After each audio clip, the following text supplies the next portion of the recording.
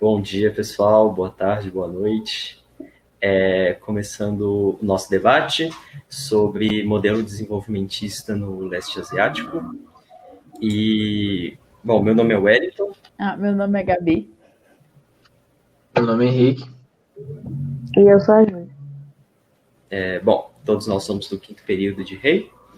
E nesse debate, a gente está trazendo três blocos de discussão. Um sobre a aplicabilidade do modelo desenvolvimentista no Brasil, um bloco sobre efeitos do neoliberalismo no leste asiático e o terceiro bloco sobre a discussão teórica EPI e leste asiático. Gabi? Eu acho que, assim, para a gente começar a falar dessa aplicabilidade do modelo desenvolvimentista do leste asiático no Brasil, é muito importante que a gente entenda primeiro o histórico desenvolvimentista brasileiro, né? A história do Brasil é marcada por vários governos desenvolvimentistas, inclusive a gênese desse modelo no país, ela deve muito à visão cepalina sobre a insuficiência da industrialização brasileira até para resolver as desigualdades, e isso lá pelo período da década de 40. E aí, depois disso, muitos governos adotaram medidas desenvolvimentistas, mas alguns se destacam ao longo dessa trajetória, né? Que é o caso do governo JK, na década de 50, que foi quando teve o famoso 50 anos em 5. Tiveram também alguns governos militares na década de 70, que mesmo apesar do cunho liberal, eles apostaram muito no desenvolvimentismo da infraestrutura brasileira através do investimento direto do Estado. E aí depois, em 90, com o governo FHC, que investiu também bastante em rodovias entre estados brasileiros e até países, ainda que o plano liberal básico do governo fosse diminuir a intervenção estatal. E aí, mais recentemente, a gente tem os governos de Lula e Dilma. O primeiro teve o Programa de Aceleração do Desenvolvimento e o segundo implantando uma nova matriz econômica de cunho desenvolvimentista. Eu acho também que para falar sobre o histórico desenvolvimentista do Brasil, é muito importante a gente frisar o fato de que existem diferenças fundamentais entre a história das relações leste-asiáticos-Estados Unidos e as relações Brasil-Estados Unidos, especialmente no pós-Segunda Guerra. Na aula de economia brasileira, a gente viu que o presidente Dutra ele esperava um investimento americano que não veio para o projeto de desenvolvimento, e isso é um dos motivos pelos quais a ideia de desenvolvimento gerido e guiado pelos aparatos estatais tem um nível maior de rejeição aqui dentro, entre a política brasileira e o próprio povo brasileiro, do que na Ásia, por exemplo, onde um projeto de crescimento foi devidamente financiado com investimento estrangeiro. E um jeito de a gente pensar sobre isso também é pensar para onde o dinheiro americano estava indo. E a resposta é que não foi para o Brasil.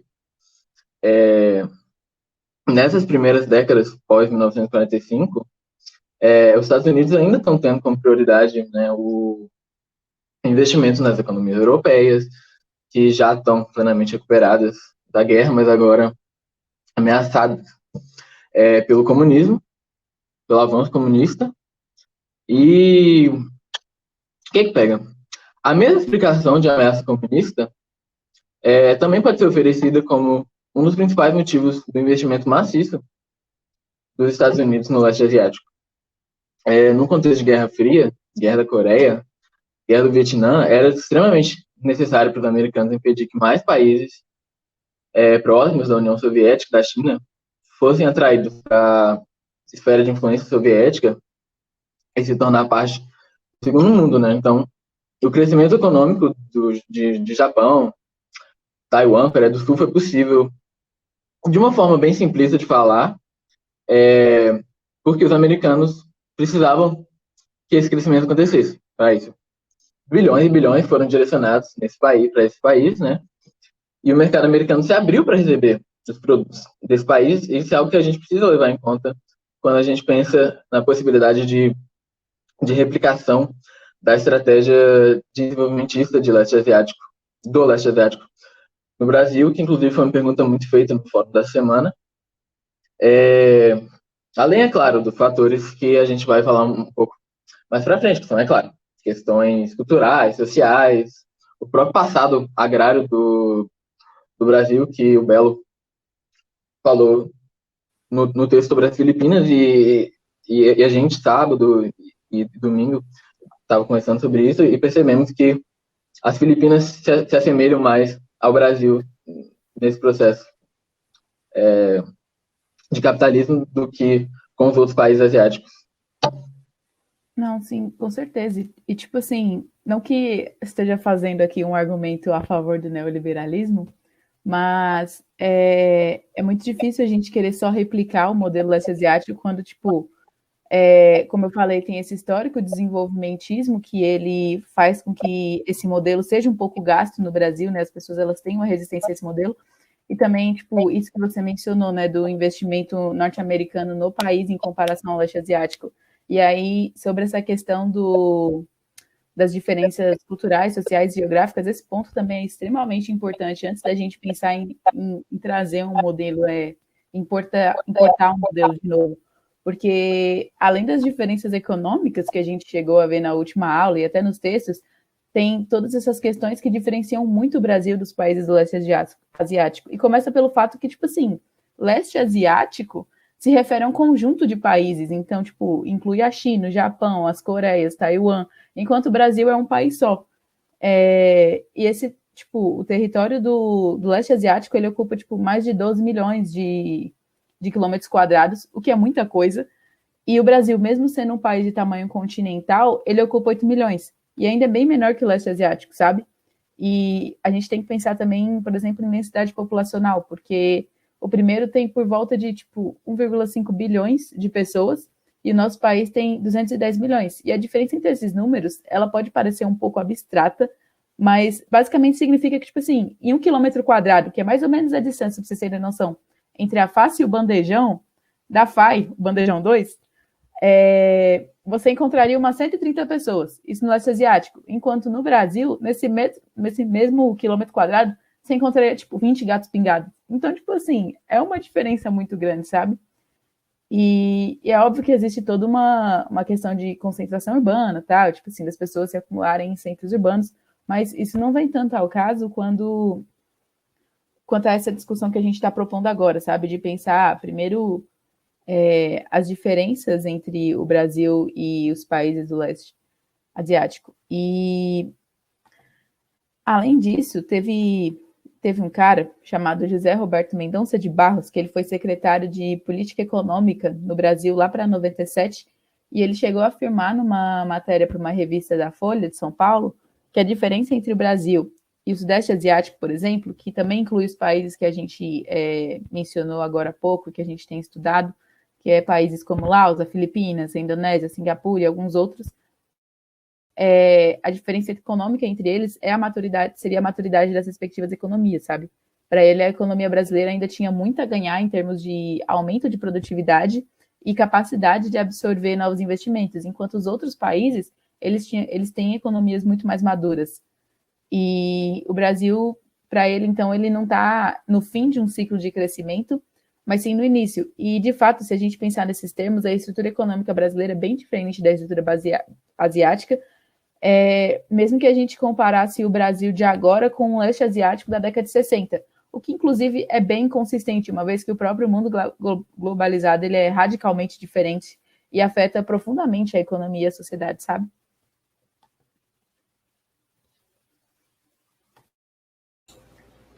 Bom, pensando um pouco no que a Gabi falou agora, e também sobre os conglomerados coreanos, eu pensei em qual indústria poderia levar o desenvolvimento do Brasil, né? Ser a indústria motora do Brasil. E o primeiro que eu pensei foi a indústria aeroespacial com a Embraer.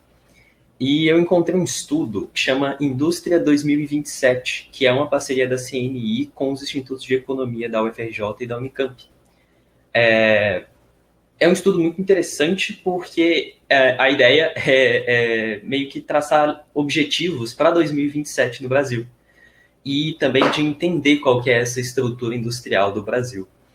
E só para ter uma argumentação dentro da indústria, um dos fundadores da eShop, Maxion, que é uma empresa automobilística, o próprio Shop fala que é necessária uma agenda nacional para acompanhar o salto tecnológico no Brasil. E o que vai muito de encontro com uma coordenação nacional desse crescimento industrial, né? Esse estudo ele fala bastante sobre as quatro fases da Revolução Industrial, as 4 revoluções industriais, né, que temos até hoje. E a ideia do estudo é que até 2027 a gente consiga ter 37% da nossa indústria na terceira revolução industrial e 24% na quarta revolução industrial. Até 2017 a gente tinha somente 2% na quarta revolução. Então, para a gente conseguir aproveitar a janela de oportunidade de inovação da quarta indústria e conseguir fazer esse catch-up, que é o processo que a Coreia do Sul fez, a gente precisaria ter essa agenda nacional de desenvolvimento. Então, uma coisa que a CNI está fazendo e busca fazer bastante é pressionar o governo para ter incentivos, tanto para a indústria, mas principalmente para a inovação tecnológica e digital dentro da própria indústria. Bom, os principais problemas que o estudo vê no Brasil e a CNI são a baixa educação, então a pouca mão de obra qualificada no Brasil para a indústria da quarta revolução é um problema, o baixo investimento em P&D, e eles trazem alguns dados de P&D dos Estados Unidos, que é absurdo, e da Coreia do Sul, da China, e eles falam bastante também da necessidade de cooperação, de mais cooperação público-privada. Tem um texto do IPEA, a gente vai deixar todos os textos que a gente utilizou em um PDF que a gente vai disponibilizar para vocês, mas um texto do IPEA de 2010 sobre a nossa estrutura industrial diz que a alta informalidade é um fator também que piora o nosso desenvolvimento industrial. Bom, é um estudo muito interessante da gente acompanhar, quem tiver interesse, é um tema bem legal. O que eles comentam também nesse estudo do IPEA é que a falta de inovação industrial é uma questão no Brasil há um bom tempo. E eles colocam um dado para a gente bem interessante de que no BNDES, que é o maior órgão para tentar desenvolver o Brasil, né, econômico e socialmente, no BNDES, os pedidos de empréstimos eles vão muito para os setores de petróleo e gás, um setor extrativo mineral, siderurgia e petroquímica. Ou seja, é basicamente uma comoditização da indústria brasileira que não vai levar a gente para aproveitar essa janela de oportunidade que está se abrindo, sabe? Bom, outra coisa, e foi uma falha minha até ter pensado isso, é que quando eu pensei na Embraer, eu pensei em uma só empresa. O que a gente precisa no desenvolvimento do Brasil também é ter um número mais amplo de empresas líderes, né? Que vai um pouco de encontro com os conglomerados coreano e japonês até, e que hoje a gente não tem. A gente precisa dar esse incentivo não só para as empresas que hoje são grandes, mas também para as empresas que têm potencial de crescer. Outra coisa que dificulta a aplicação do modelo desenvolvimentista no Brasil é que esse modelo é muito focado por busca de inovação. Não no sentido de criar novas empresas para fazer novos produtos, mas sim de elevar as empresas que já existem para fazer com que elas sejam mais produtivas. Geralmente, esse tipo de investimento para inovação e tecnologia é dado para setores que já são referência no país, né?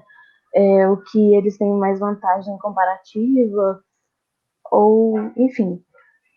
E no caso do leste asiático, né? Eles tinham uma vantagem agrícola, mas que eles conseguiram tornar industrial e de alta tecnologia. No Brasil, a vantagem comparativa que a gente tem em relação a outros países é a agricultura, na exportação de de produto primário.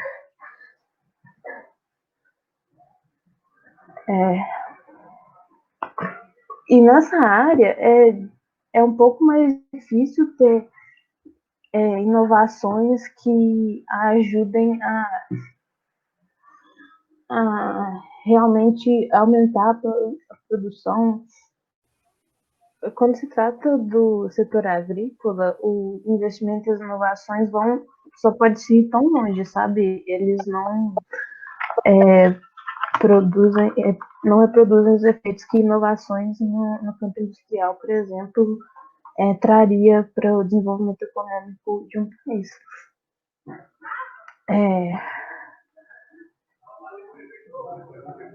O Brasil já tem vantagens comparativas no setor agrícola.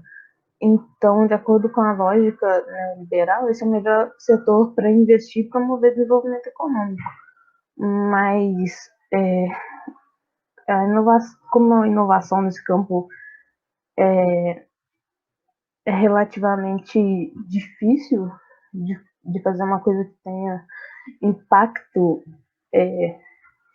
importante, o crescimento econômico não é semelhante àquele das economias industriais. Além disso, é mais difícil atrair investidores e empresas privadas para esse campo quando se sabe que o payoff não é tão vantajoso quanto o industrial. E eu acho que ainda tem uma questão também de, tipo assim, a gente viu até no texto da Wise, do desenvolvimentismo muito relacionado com essa questão das tecnologias, né, e do avanço tecnológico, que é uma coisa que, como você disse, a gente foca bastante na indústria agroexportadora, não tanto da tecnologia, assim, de fato, o que a gente chama de tecnologia como aparelho eletrônico e tecnologia de ponta, né? Tipo, apesar da nossa indústria agroexportadora ela ser uma indústria bem avançada, assim, comparativamente, ela não é um setor tão tecnológico quanto que a Coreia, se eu não me engano, desenvolveu, que é o exemplo que a Wise dá no texto.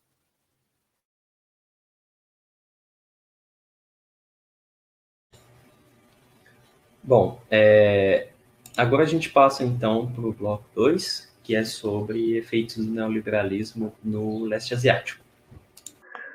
Quanto aos efeitos do neoliberalismo, dá para ver que ele pode ser aplicado de duas maneiras, como objetivo de Estado e objetivo de governo. Esses dois se diferenciam porque o primeiro sugere um programa contínuo para o país, tipo um plano de longo prazo, e o segundo indica um projeto político do grupo no poder, ou seja, seria uma coisa mais passageira.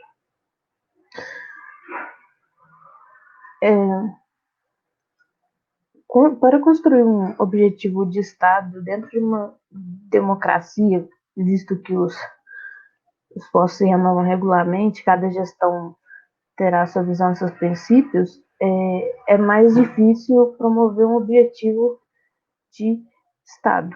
Dessa forma, tipo, um questionamento interessante será que se economias não democráticas teriam maior possibilidade de sucesso econômico, já que o governo em comando teria sempre o mesmo plano e poderia continuar seus projetos sem ser interrompidos por outras visões de mundo, outros atores, né? No Brasil, por exemplo, durante a ditadura militar, houve um milagre econômico que a gente viu em todas as aulas de economia que não foi tão impressionante, mas foi um dos maiores saltos econômicos que o Brasil já viu. Mas o desenvolvimento econômico também pode ser alcançado por governos democráticos é possível fazer várias coisas na gestão de cada um. Eu acho que a relação entre política e economia, nesse caso, é bem interessante, né? Como a Júlia falou sobre os regimes políticos. Se um regime ele é mais fechado, ele é mais rígido, ele tem uma possibilidade maior de fazer um planejamento econômico que não vai ser desconstruído daqui a 4 anos, por exemplo, né? No Brasil, a gente consegue ver bastante isso, né? O período de ditadura militar foi um período mais consistente nesse sentido, por ter um programa econômico que eles poderiam seguir durante um período mais prolongado, né? Mesmo que no tempo deles, eles não saberiam que seriam 21 anos, mas eles tinham uma ideia de um planejamento para o país, né? Ao passo que na virada da década de 90 para 2000, a gente consegue perceber a diferença entre as políticas neoliberais e depois as políticas dos governos do PT. E depois, agora, com o Temer e o Bolsonaro, a gente consegue perceber também uma outra reconversão, né, digamos assim, e nas políticas, o que acaba que a gente perde alguns aspectos de cada uma dessas políticas. É como se a gente sempre desse 3 passos para frente e voltasse um para ir para um outro lado, né? Bom, pensando em conglomerados na Coreia, né, o que a gente estudou como os chaebols, eu fiz uma pesquisa sobre Sistema Nacional de Fomento. É um estudo que eu encontrei do IPEA, e esse estudo ele mostra quais são os órgãos que faziam o financiamento e fomento para a indústria, para micro e pequenas empresas em vários países. Um deles era a Coreia. E na verdade, um dos que o estudo mais aprofunda é a Coreia. E é muito interessante ver como que isso aconteceu, porque eles têm um banco de desenvolvimento que antes se chamava Banco Coreano para Reconstrução e depois passou a ser Banco Coreano de Desenvolvimento. E esse banco ele apoia os projetos de diversidade industrial. Eles proporcionam capital de giro, investimento de longo prazo, seguros e garantias para quem está investindo. Então, dá uma segurança maior para quem está fazendo esses investimentos, para quem está investindo seu capital na indústria, né? Outros incentivos que eles têm por exemplo, o órgão que chama Keshin, que é um órgão para incentivar a exportação dos produtos coreanos.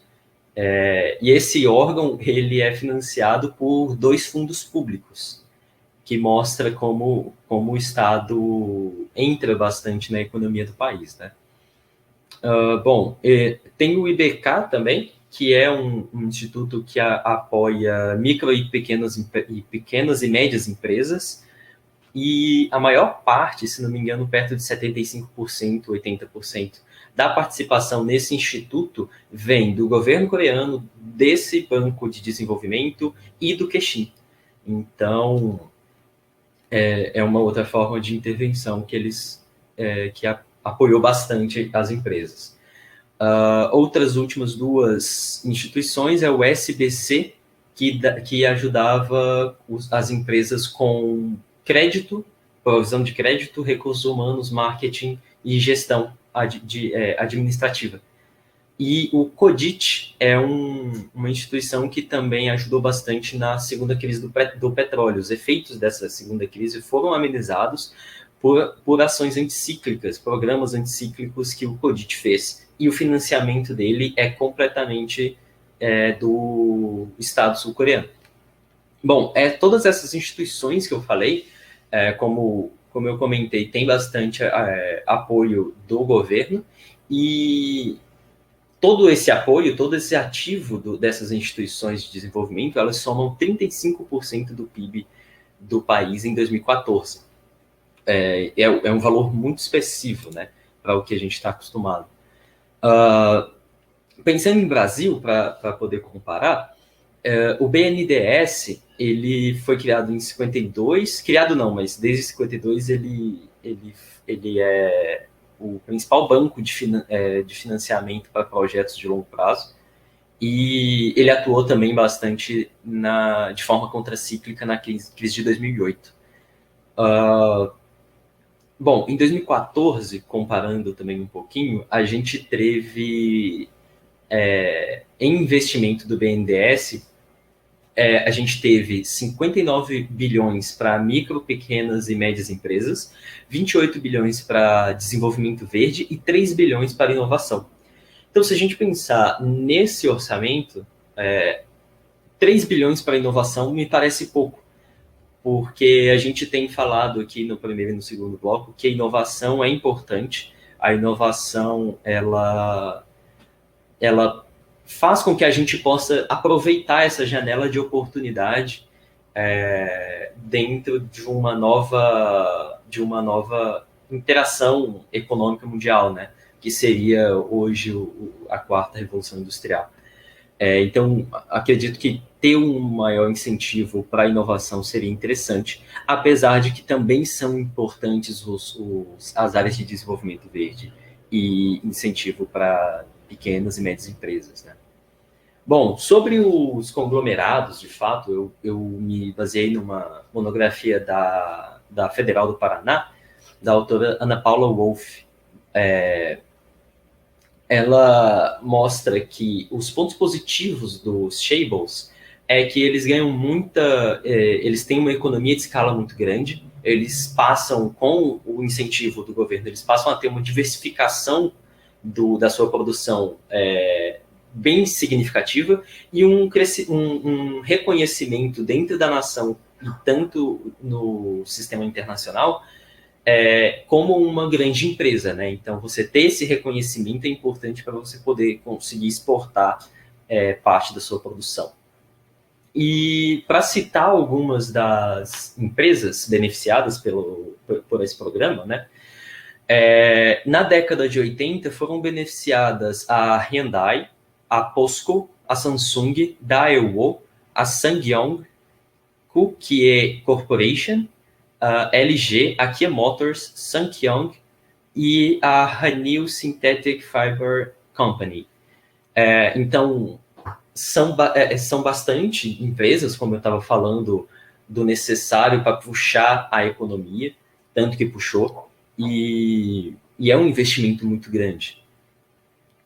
Bom, como eu já tinha falado, elas têm uma produção muito variada, e a diversificação é muito importante também. O Brasil tentou fazer uma alta diversificação, tanto na década de 50, como um pouco mais para frente, até chegar à década perdida. Conseguimos, mas depois foi retraído, e não foi o suficiente, na verdade, né? Bom, e sobre as obrigações que os chaebols têm, eles precisam ter um mínimo de exportações, uma cota mínima de exportações por ano, e eles têm que dar suporte técnico, financeiro e gerencial para as pequenas empresas, porque é exatamente essas pequenas empresas que possivelmente podem vir a se tornar grandes empresas, né? Bom, mesmo com o processo de neoliberalização, a gente vê que os chaebols eles têm um papel crucial dentro da economia coreana. E são basicamente indústrias intensivas em tecnologia e são empresas basicamente familiares. Elas começam muito dentro das famílias e se estendem bastante. A gente vai falar um pouquinho mais para frente, mas esse aspecto de ser muito mais familiar do que a gente está acostumado aqui é o que traz também um problema dos chaebols, que é a alta concentração de renda, né? Apesar de você ter uma renda muito alta, média na Coreia, tem uma alta concentração também, principalmente depois do neoliberalismo, né? Bom, falando um pouquinho sobre os planos de desenvolvimento entre o Brasil e Coreia, a Coreia, desde 62, eles têm planos quinquenais muito rígidos e muito fortes, Eles começam em 62 com um plano para a indústria leve, com foco nas exportações, e em 72 eles já têm um plano para a indústria química pesada e de alta tecnologia, com o financiamento do Banco de Desenvolvimento Coreano. Bom, pensando no Brasil também, a gente tem um desenvolvimento muito forte no período do JK e no período da ditadura militar. O problema que eu vejo é que a gente teve um crescimento muito baseado em dívida externa, e já era um problema a dívida externa, então, tanto dívida externa quanto inflação. A gente acaba caindo numa certa armadilha, né, que até hoje a gente está pagando esse preço. O crescimento militar, quando a gente estuda, a gente percebe que o crescimento militar ele foi muito influenciado pelo Estado e tinha-se um pensamento de que a crise do petróleo, a segunda crise do petróleo, na verdade, a primeira crise do petróleo não chegaria na gente, mas a segunda crise mostrou que isso não aconteceria, e de fato chegou, e a gente entra na década perdida, né? Bom, entre essas diferenças, a gente pode ver que o Estado, o projeto de Estado que a Júlia estava comentando, é muito importante na Coreia, apesar de eles... E aí tem esse trade-off entre política e economia. Eles têm um regime político mais fechado, mais rígido, enquanto no Brasil, tirando o período autoritário, da ditadura militar, a gente tem um sistema mais flexível, mais democrático. Bom, e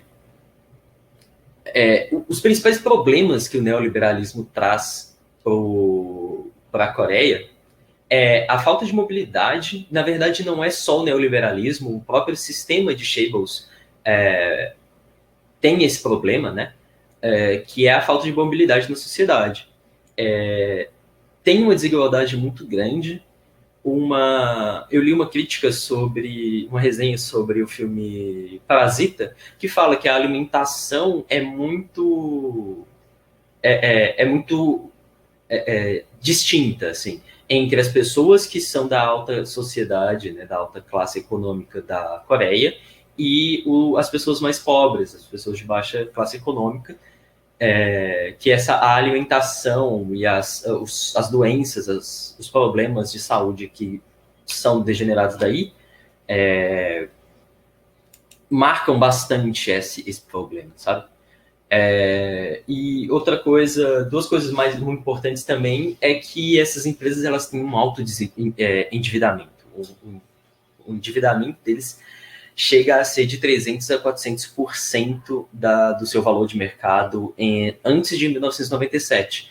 Então, se a gente pensar que uma empresa está de 300% a 400% em dívida e chega uma crise financeira na Ásia em 97, é muito complicado e teve aspectos muito profundos, né? Então, para falar um pouco bem resumidamente sobre o efeito das crises do neoliberalismo no leste asiático, a gente pode voltar no texto do Bello, em que ele fala um pouco sobre a crise financeira da Ásia em 1997, como o Estado desenvolvimentista perdeu muito seu momento com isso, né? Ele escreve que um membro do Tesouro dos Estados Unidos foi bem rápido em atribuir essa crise ao crony capitalism e que essa hipótese não era lá muito crível. Por quê? Porque a crise foi causada pela liberalização financeira e pelo afrouxamento das regulações. Uma das duas causas que ele cita para isso é que os grupos financeiros americanos que queriam um pedaço do milagre asiático pressionaram o FMI e a Secretaria do Tesouro, né, dos Estados Unidos para pressionar. Por sua vez, esses governos desses países, Tailândia, Malásia, Coreia, para suavizar os controles de capital, as regras de investimento. E com esse processo concluído, os investidores inundaram Tailândia, Indonésia, Coreia, de dinheiro em áreas de retorno alto e rápido, e houve o que ele chamou de overinvestment, que fez com que os preços caíssem, a taxa de câmbio se desregulasse, a balança de pagamentos se desregulasse, a balança comercial se desregulasse, e aí os investidores tiraram dinheiro. Ou seja, essa crise foi causada por investimento externo, houve um investimento, se a gente pode falar assim, e por quê? Um Estado, você retirou o Estado como o intermediário entre a economia local e a economia internacional, e a economia local ficou extremamente fragilizada. E o Sudeste Asiático e a Coreia se recuperaram dessa crise financeira com medidas diferentes, mas os efeitos foram visíveis. E é interessante frisar também como a Coreia do Sul, ela, por ter uma proximidade maior com os Estados Unidos, ela foi ajudada nessa crise um pouco mais e se adaptou a essa nova realidade pós-milagre econômico de uma forma bem mais liberalizante do que os outros países. E a gente vai falar um pouquinho mais sobre isso aí.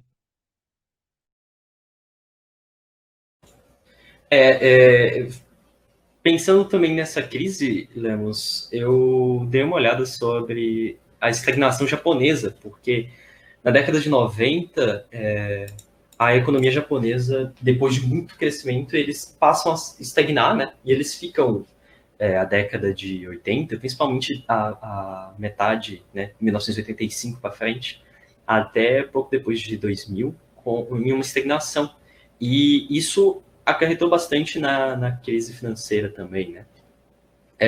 E eu dei uma lida sobre isso em dois textos do Otaviano Canuto, professor do Instituto de Economia da Unicamp, e do Daniel Okimoto, professor emérito da Universidade de Stanford.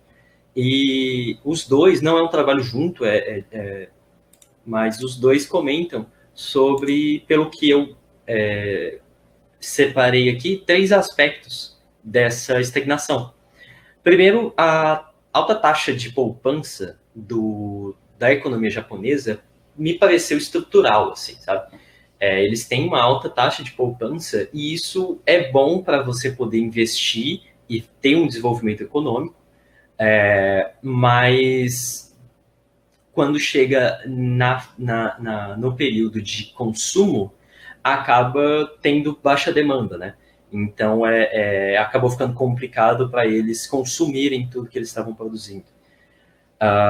Um outro efeito foi o efeito político, porque no período o Partido Liberal Democrático estava no poder e eles não queriam fazer as políticas necessárias para mover a economia, né, aquecer a economia, porque essas medidas elas teriam um custo alto político para eles, porque, por exemplo, tinha uma alta inadimplência nos empréstimos feitos nos bancos japoneses pelo sistema financeiro e pela indústria, que poderia gerar um custo político para o partido na época dominante, né? Então, eles colocam esse efeito político como uma má gestão do Partido Liberal Democrático no período. E outro fator importante que entra no neoliberalismo também é o Acordo de Plaza, que os Estados Unidos fizeram com o Japão, e o Japão se propôs concordou em valorizar o iene. E, na verdade, o iene ele sempre foi subvalorizado, sempre foi desvalorizado por conta do projeto deles de exportação, e acaba que com essa valorização eles têm uma deflação nos preços, né? Uma deflação nos preços e eles entram em uma armadilha da liquidez. Qual o problema dessa armadilha? as políticas monetárias que o governo passa a fazer, enquanto você está nessa armadilha da liquidez, elas não surtem o efeito que surtiria. Então, o Estado, tanto na parte política quanto na parte de política monetária, eles não conseguiam fazer muita coisa. E essa parte do efeito político do Partido Liberal Democrático entrava muito nas políticas fiscais. Então, eles ficavam sem onde mexer, porque eles não podiam mexer no câmbio, eles não podiam mexer na política monetária, e eles também não podiam mexer na política fiscal. Eles poderiam mexer na política monetária, mas não surtiria o efeito necessário, né? Bom, outra coisa é que a depreciação do iene seria basicamente uma quebra da valorização, né, que eles se propuseram no acordo, mas também poderia ocorrer uma retaliação tanto em Taiwan quanto na Coreia do Sul, e acarretar num ataque de especulação dentro da economia japonesa, o que também contou para essa estagnação. E aí eles concluem que o Japão conseguiu se aproveitar muito melhor da mundialização, da globalização do comércio, do que das finanças. Eles comentam que até 97 as finanças do Japão fora, né, os investimentos em dólar do Japão, trazem muito pouco retorno para eles nesse período.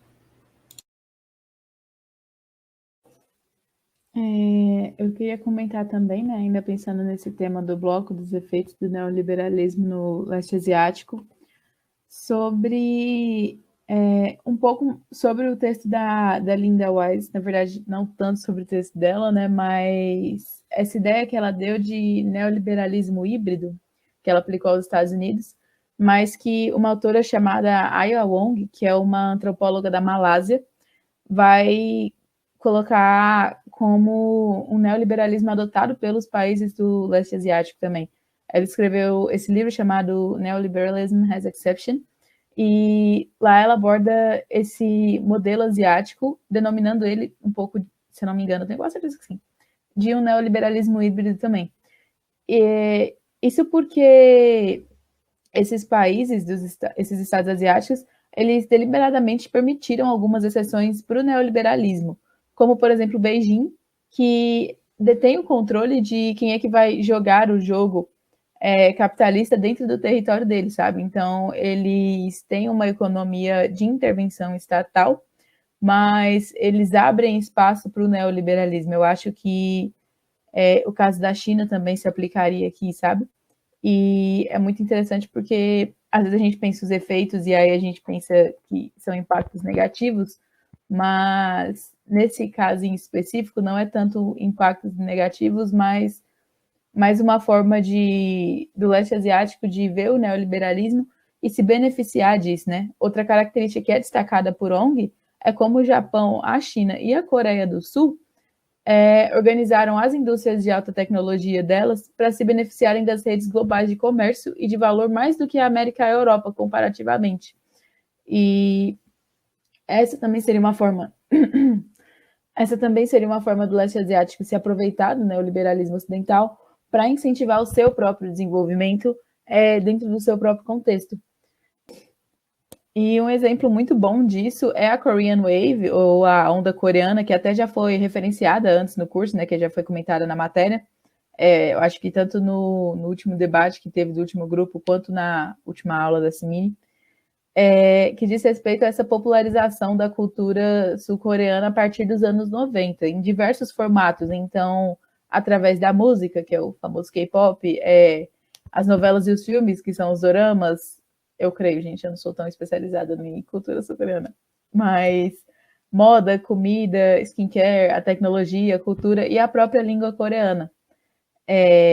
Um artigo publicado pela Korean Journal of International Studies, pela Universidade de Chungyang, apresenta essa onda como uma estratégia de soft power adotada pela Coreia do Sul. O que por si só é extremamente curioso, né? E eu acredito que até tenha semelhanças com as estratégias de propaganda do período de Guerra Fria, por exemplo, por meio de super-heróis em quadrinho que usam entretenimento em prol de um país ou ideologia. Mas, além desse aspecto diplomático dessa onda coreana, o artigo ele vai mostrar que todas essas indústrias voltadas para exportação e popularização da cultura coreana são extremamente lucrativas para o setor privado. E que é, mais uma vez, um exemplo desses benefícios que os países do leste asiático tiram do neoliberalismo, sabe? De utilizar o neoliberalismo ao seu favor. E pensando que isso também vai, desde 1990 até os dias de hoje, continua como uma onda forte, destaca bastante o que a Júlia comentou sobre a diferença entre os planos de governo e de Estado, porque eu dei uma pesquisada aqui, uma googlada bem rápida, e desde 90 já tiveram uns 5 presidentes, se eu não me engano, na Coreia do Sul. Essa onda sul-coreana começou em 90, né, como eu comentei, e aí tinha um presidente que terminou em 93, e aí depois tiveram os outros que ainda continuaram meio que apoiando esse projeto. E é importante destacar também que essa onda sul-coreana ela não se restringe ao aspecto econômico, né? A gente está comentando esse aspecto aqui, porque economia, política internacional e Estado desenvolvimentista, mas o autor do artigo ele aponta como é que é importante perceber isso, não só como essa fonte de lucro rentável para o setor privado, mas em termos de visibilidade para o país também, né? No contexto internacional. Essa forma meio que de conquistar fãs através do entretenimento sul-coreano que cria uma boa imagem do país. E pensando no aspecto da política internacional, né, do jogo dos estados e de poder, é uma estratégia extremamente interessante de utilizar o próprio neoliberalismo para, de certa forma, propagar a sua cultura e ainda tirar lucros em cima disso. Bom, a gente começa então com o último bloco, discussão teórica, EPI e o leste asiático. E eu começo fazendo um pouco da relação com a teoria da dependência, pensando na teoria do Wallerstein sobre centro e periferia. Ele vai falar que as semiperiferias elas têm uma relação de centro para a periferia e de periferia para o centro, né? Eles meio que a semi-periferia faz essa ponte e tem as remessas de lucro globais girando dentro dessa semi-periferia. Eles são um pouco beneficiados, mas os mais beneficiados é o centro. Bom, eu peguei uma classificação dos países em periferia, semi-periferia e centro do grupo de economia política dos sistemas mundo da UFSC, e eles colocam como semi-periferia o Brasil, a Argentina, Uruguai, Chile, e só para ficar no Cone Sul, né? E colocam também a Coreia do Sul como semi-periferia, ao passo que o Japão como centro. E aí, indo de encontro com o que eu tinha comentado na aula, dá para a gente perceber que a semi-periferia ela tem períodos de maior e menor apoio ao seu próprio desenvolvimento vindo do centro. Então, se a gente pensar no mesmo período que o Japão, a Coreia e Taiwan tiveram apoio muito grande dos Estados Unidos, em contrapartida a América Latina não teve, como o Lemos tinha comentado, para o Brasil, no caso. E nesse mesmo período também o Tailândia, Malásia também tiveram, um pouco mais para frente, mas também tiveram os efeitos positivos desse suporte maior para a Ásia que os Estados Unidos teve. E pensando nisso, eu peguei um texto do Ramon Grossfogel, de 2013, em que ele fala sobre os aspectos ideológicos, não somente pensando em Guerra Fria, mas de uma hegemonia ocidental. Ele fala que esse aspecto não pensando só no sistema bipolar da economia e da política no período de Guerra Fria, mas pensando na estratégia ideológica dos Estados Unidos, principalmente, né? Dá para entender por que aconteceu o milagre sudeste asiático, do sudeste da Ásia, né? Na verdade, ele coloca sudeste, que a gente está falando como leste asiático. E aí ele dá alguns exemplos. Ele é como uma oposição. Então, se Taiwan se opõe à China, os Estados Unidos fez um grande investimento em Taiwan. Se a Coreia do Sul se opunha à Coreia do Norte, os Estados Unidos ajudou a Coreia do Sul na guerra, ajudou a conquistar território, ajudou na reconstrução e depois em investimento também. Nos casos latino-americanos, ele cita outros, mas eu coloquei aqui Porto Rico e Cuba, e também os apoios ao Brasil, Chile e México. E o apoio ao Brasil na década de 40, 50 não foi muito grande, mas pensando depois no período da ditadura militar foi alto, principalmente pelo cunho comunista que eles acreditavam estar instalado na política brasileira. Também no Chile e no México na década de 90. E aí, não só para não ficar só nesse aspecto negativo para o Brasil, eu trouxe também um estudo do Santos, vai estar listado também, sobre liberalização e impactos no setor automobilístico na década de 90 no Brasil. E o que ele traz é que os acordos entre indústria e governo no final de 1991 e em 1993 trouxe ganhos para o país, né?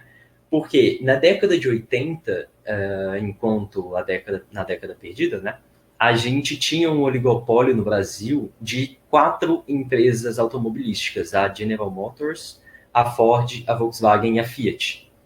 Com a liberalização e a entrada de produto externo, esse oligopólio teve que basicamente ser desfeito, porque eles precisavam ganhar competição. E com isso eles passaram a produzir mais inovação tecnológica para poder melhorar o seu aparato industrial, e também tiveram que diminuir tanto nos tributos quanto na margem de lucro. Isso, em 1991, fez com que caísse o preço dos carros em 22%. Outro fator interessante da gente ver é a produtividade, apesar de ter um contraponto que é a queda no nível de emprego.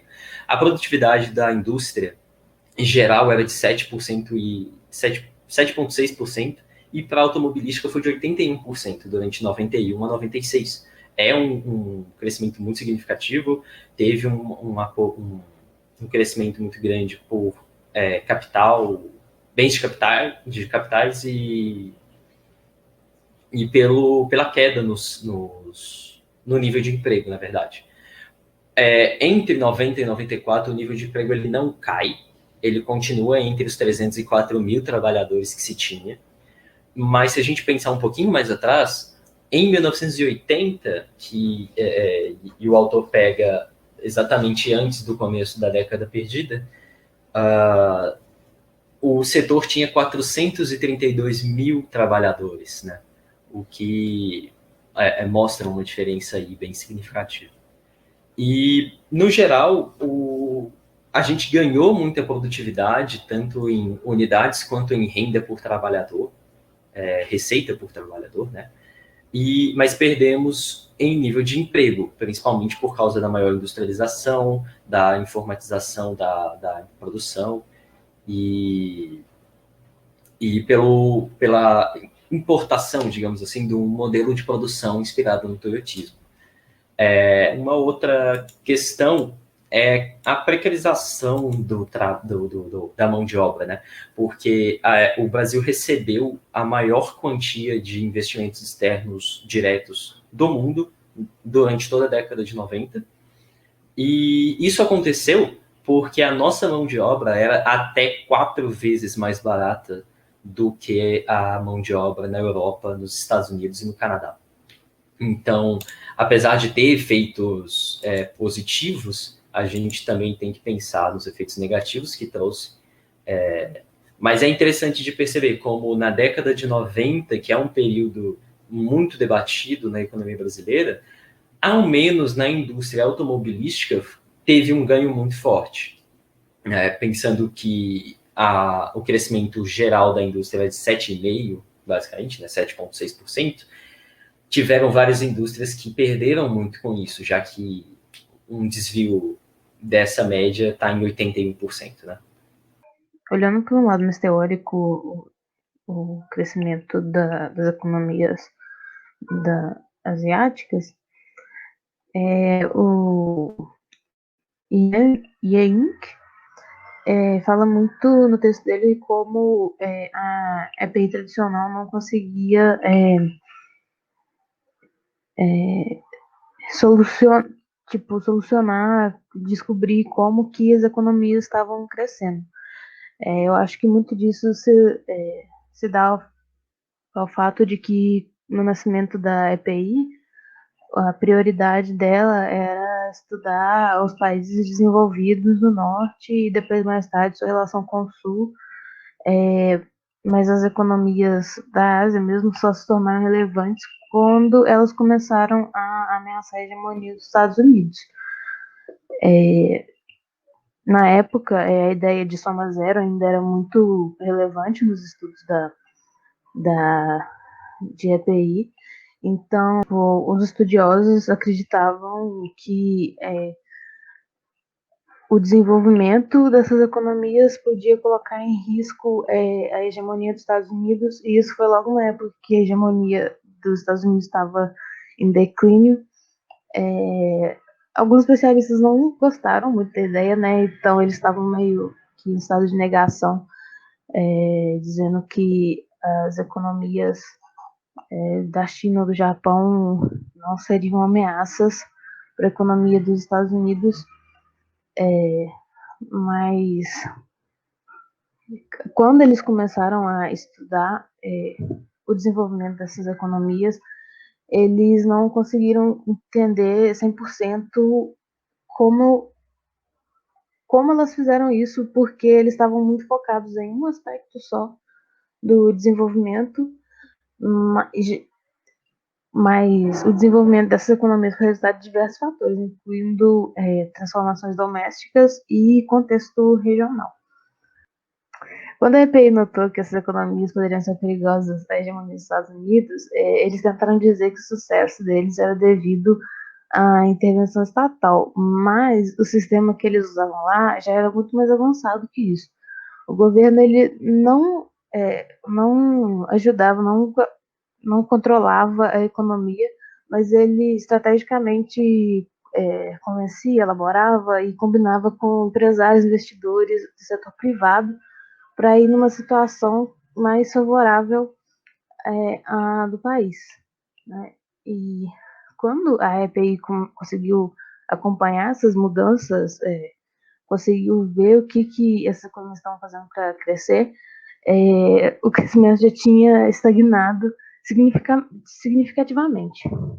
Então, a EPI estava um passo atrás do desenvolvimento das economias asiáticas. As teorias que surgiram para tentar explicar isso foram o Estado desenvolvimentista e a variedade de capitalismo. É importante dizer que essas teorias não são completamente fechadas, elas interagem uma com a outra em diferentes níveis, até porque a variedade de capitalismo implica que existem níveis e setores que são mais interessantes para um Estado investir do que outros, né? E ainda pensando um pouco nessa discussão teórica, né, sobre a EPI e o leste asiático e como o referencial da EPI não é suficiente para o leste asiático e quais são as relações, assim, as proximidades. entre a teoria da dependência e a proposta dos autores que a gente leu nos textos da matéria, eu acho que é bem legal se a gente pensar um pouco sobre a relação do pós-colonialismo leste-asiático. Como vocês sabem, a abordagem pós-colonial ela é uma abordagem que parte dos países que foram colonizados ou que estiveram sob qualquer forma de imperialismo, e com essa proposta mesmo de repensar e reclamar a história e a agência das pessoas subordinadas ao longo da história. Até existem alguns textos falando sobre essa relação entre o leste asiático e a abordagem pós-colonial, apontando essa falta de autores pós-coloniais na região. E aí, pensando ainda sobre essa discussão teórica entre a EPI e o leste asiático, e como o referencial teórico da EPI não é o suficiente para abordar o leste asiático, justamente por essa questão que a Júlia comentou de que foi pensado para compreender os países imperialistas, isso me remete demais à abordagem pós-colonial. Essa discussão teórica sobre a EPI e o leste asiático, ela é muito importante e, obviamente, e uma coisa que ela me remete bastante é ao pós-colonialismo, porque eu tenho participado de um grupo de estudos de teoria pós-colonial, junto com o Wellington. O Wellington tá para cá. E a gente tem estudado bastante como o pós-colonialismo ele traz essa abordagem de repensar e reclamar a história e a agência das pessoas subordinadas por várias formas de imperialismo, né? Especialmente a colonização, que foi muito importante como herança social e institucional brasileira, por exemplo. Sendo que o pós-colonialismo ele não é uma abordagem tão presente nos países asiáticos. E alguns textos eles vão falar um pouco sobre isso e vão apontar justamente o processo político como um fator-chave para entender por que o discurso pós-colonial ou a abordagem pós-colonial não é tão presente, não é tão elaborada para os países do sul asiático. Uma porque esses processos políticos eles foram muito importantes em países como a Índia e países da América Latina para a construção do discurso, sabe? Aqui no Brasil também seria um exemplo. E, além disso, pensando o pós-colonialismo justamente como essa forma alternativa, né, essa contracorrente de pensar ideologias e modelos, aí eu volto um pouquinho para o início do debate, da discussão que a gente fez, sobre a aplicabilidade desse modelo desenvolvimentista do leste asiático no Brasil.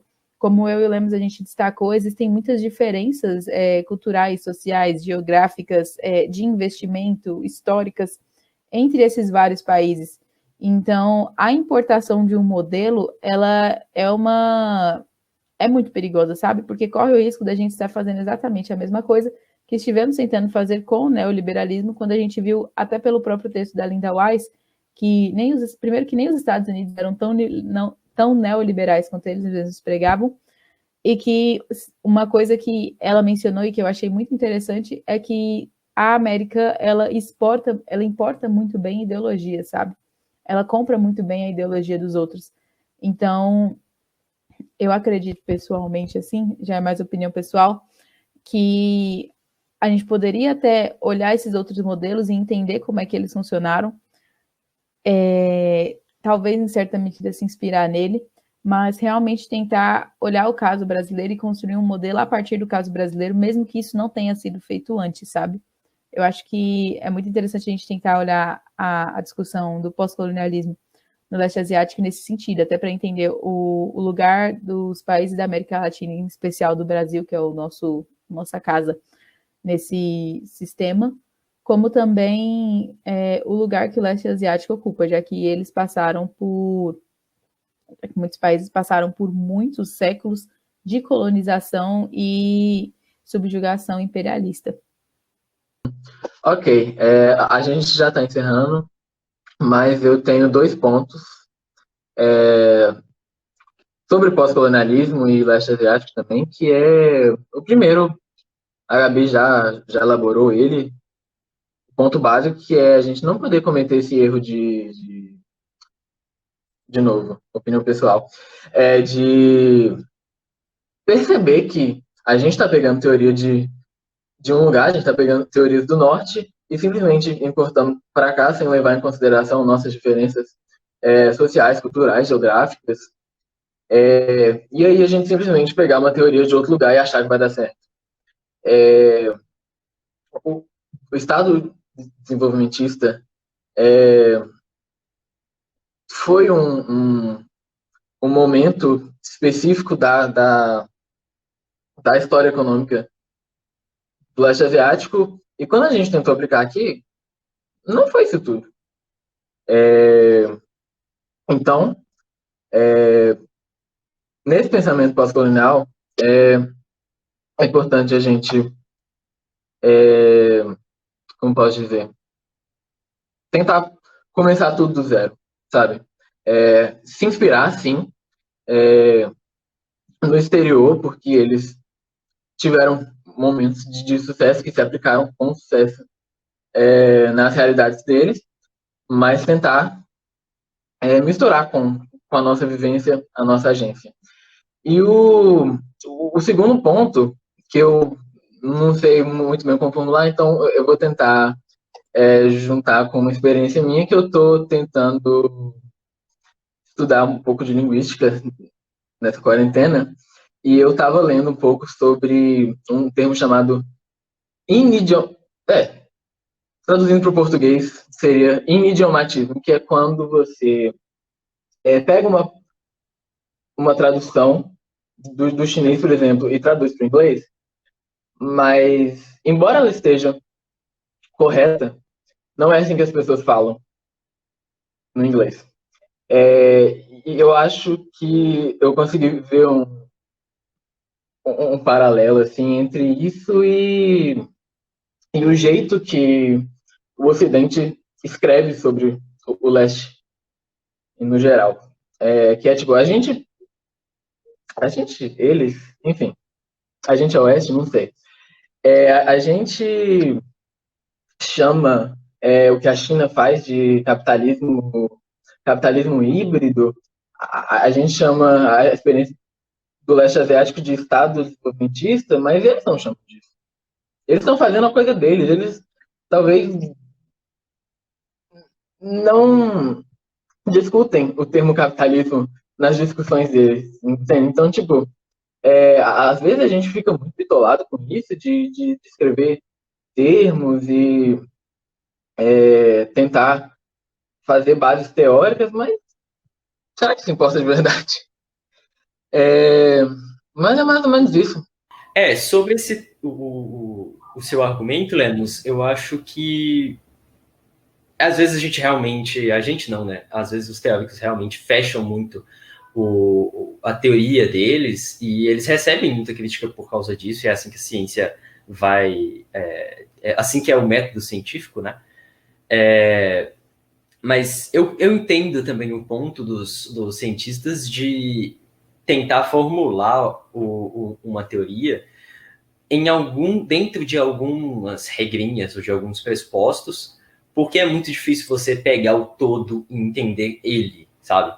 Eu acho que esse questionamento ele é importante para a própria ciência, para a gente entender como fazer uma ciência mais holística, né?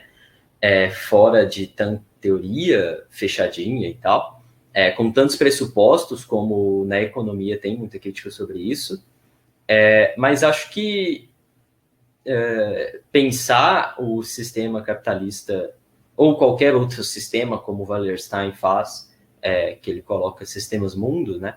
É importante para a gente entender aquele processo, né? E depois integrar ele ao restante, por mais que pode ser que a gente perca alguma coisa nesse processo, né?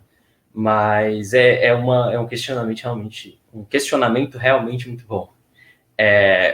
Bom, assim a gente fecha o nosso debate, o debate sobre o Estado desenvolvimentista do leste asiático. Agradecemos a todos que estão escutando e vamos postar as referências também no Microsoft Teams. Obrigado, gente. Até mais.